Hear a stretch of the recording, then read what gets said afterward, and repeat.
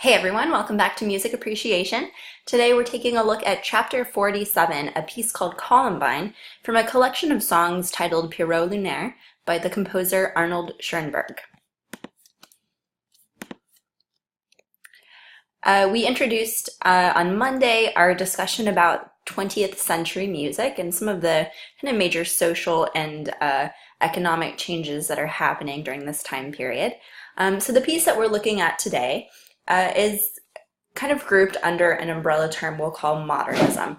And this is sort of an overarching artistic movement for the 20th century. So think of it, like I said, as an umbrella, meaning we're going to have lots of different movements and styles that can be classified as being modernist, but they're just different approaches to that. So modernism, as the name implies, is really the search for anything completely new, completely novel that's never been done before, very much trying to reach to the future rather than looking back at past traditions. So this is where we're going to start to see a lot of kind of new experimental styles of music being developed. The piece today by Arnold Schoenberg will be classified as an expressionist work. Again, this falls underneath that umbrella term of modernism. So this is one branch of modernism.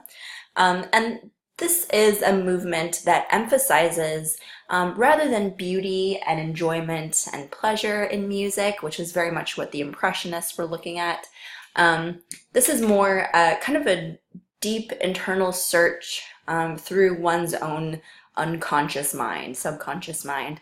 So this is the time period of Sigmund Freud, the famous psychologist, who believed that we all store dark, suppressed memories and traumas deep in our subconscious, and that these are kind of expressed, if you will, through our dreams. So he was very much into dream interpretation and analysis. And so that's what these expressionist composers are trying to do as well. They want to draw out this fear, the dark parts of our brains that we don't always recognize. So really the avoidance of beauty and distorting sounds and harmonies to provide emotional intensity without actually being traditionally beautiful. So I've included a couple paintings of expressionist artwork to give you sort of a visual look at this aesthetic. Here on the right, you'll see Munch's Scream. The Scream is what it's titled. So very kind of like distorted figures. It's a scary looking scene, a little bit nightmare-like, kind of harsh colors that are unblended. We'll see some more of that here, sort of bright clashing colors, distorted figures. It's supposed to look a little bit scary, that's the point here. And here are a couple more examples of that, very sort of distorted figures, very dark, kind of surreal or bizarre, nightmarish type scenes, or even as we see down here with these two paintings, complete abstraction where we're not actually seeing any realistic depiction of a figure. It's just kind of clashing colors and shapes. So as I mentioned, Arnold Schoenberg is one of our earliest practitioners of the expressionist style of composition. And he was actually a self-trained musician, and so he very much believed that artists should follow their own paths. They shouldn't rely on education or tradition. They should write whatever they feel kind of within their souls. So here is an excerpt from a letter that he was writing to the expressionist painter Kandinsky, and here's an example of Kandinsky's work over here, talking about his kind of motivation for writing music. He says, "Art belongs to the unconscious. One must express oneself directly, not one's taste or one's upbringing or one's intelligence, knowledge, or skill. Not all of these acquired characteristics, but that which is inborn and instinctive." So very much a kind of a Freudian idea of probing your kind of unconscious mind and, of course, leaving behind all tradition. So the piece covered in chapter 47 is titled Pierrot Lunaire, and this is a collection of 21 songs. So the excerpt for chapter 47 is actually just one of these songs. It's about a minute and a half long. It's very short. And the title here translates roughly to kind of like a moonstruck Pierrot. And Pierrot is kind of a stock character who's been around since really kind of the Renaissance. This is often how he's depicted, wearing kind of a white smock with large buttons and usually a black skull cap. And he's the stock character who is kind of a naive, kind of pitiful clown. He always is in love with women who never return his feelings. He's a little bit silly, a little bit childlike, always being hoodwinked. So this is how you might imagine Pierrot. And this is a collection of 21 songs set to German poetry. And the poetry itself is also expressionist. It's very kind of bizarre and surreal and abstract. But it roughly tells the story of poor Pierrot wandering the streets in the middle of the night all by himself. His love has just been rejected by a woman named Columbine. So he's feeling sad for himself. It's just him and the moonlight. And he actually starts to kind of hallucinate the moonbeams. He sees them like the rays reaching down. He starts to hallucinate that it's a person. So it's a little bit dreamlike in that sense, a little bit surreal. So this entire collection of songs is performed by a solo soprano singer, usually a woman, and then also accompanied by 5 other musical instruments. So here is the text for this particular song titled Columbine. And again, it's a German poem. Here's an English translation, but it's a little bit abstract still. Moonlight's pale blossoms, the white wonder roses, bloom in July evenings, oh, I'd pluck just one. So this is really kind of a conversation that Pierrot is having with the moon, if you will. So I ask, as you listen to this piece, and it's very short, again, about 1.5 minutes long, so please go to my lab on Pearson, listen to this recording once or twice through, and here are some of the things I want you to look for. Particularly timbre, harmony, melody, and word music relationships. So the style of singing, you'll probably notice, is quite distinct, quite unusual, and that's a style of singing known as Sprechstimme, German word that kind of means speech, singing. So she's kind of half shouting at you, speaking, and singing at the same time. So it's a little bit jarring, a little bit surprising. You'll notice lots of very dissonant harmonies, meaning kind of notes that clash, that sound a bit wrong.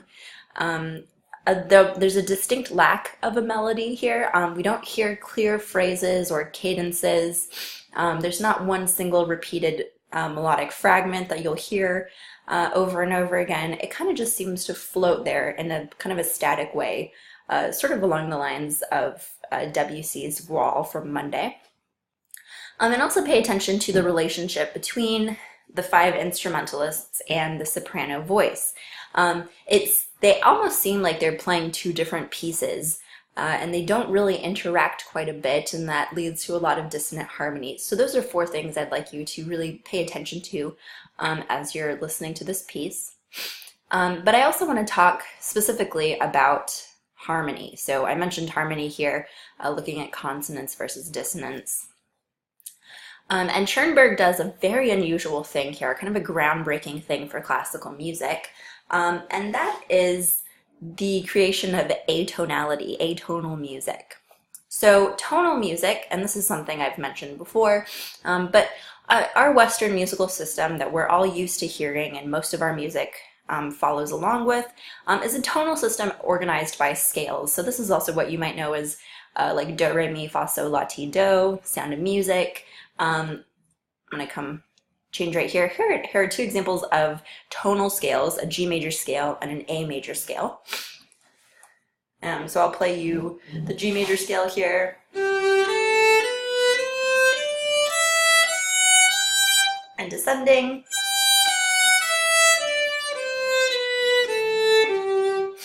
And here's the A major scale. So we've changed the tonic.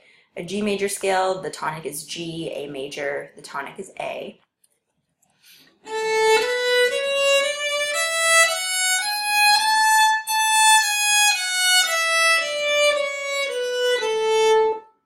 And that should probably sound familiar to you. If I were to stop halfway through the scale, your brain probably hears the next note that you're going to expect. For example, your brain should be hearing this next note.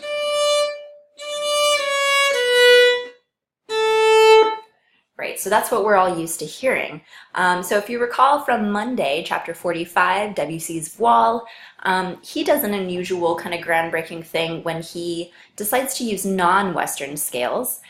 So here are the examples I played for you for Monday's material. So there are other types of scales that we're not used to hearing in our own kind of Western music. So if you recall, Debussy used the whole tone scale, which sounds like this.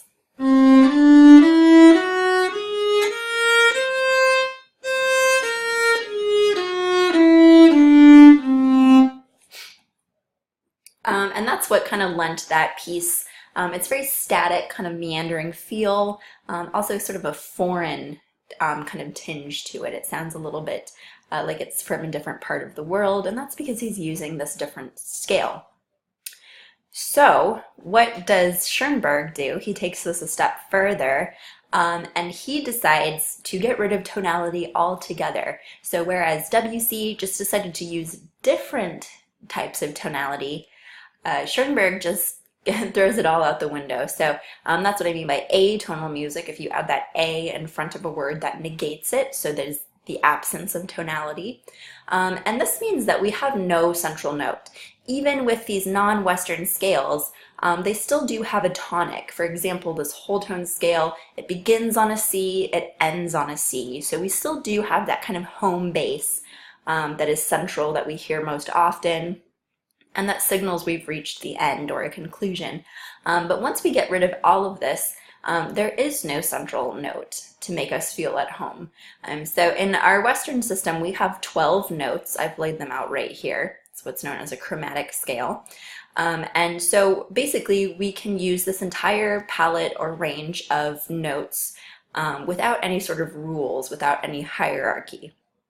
So this lends itself to a lot of new harmonic combinations and also a lot of very dissonant harmonies because there are really no rules at this point. So this can often cause the music to sound a bit random or a bit chaotic, a little bit dark, which is exactly what Schoenberg was going for as an expressionist composer. He wanted this music to sound dark and scary and strange. He wanted it to be something that you had never heard before. And even if you don't enjoy it, he wants you to experience some sort of emotional response, even if that is a feeling of dislike. That's perfectly acceptable for him. So I encourage you next, with this kind of frame of reference about atonality, to please listen to this piece once or twice through. It's very short, and be looking for particularly these four characteristics of our 8 elements of music. All right, thank you for listening.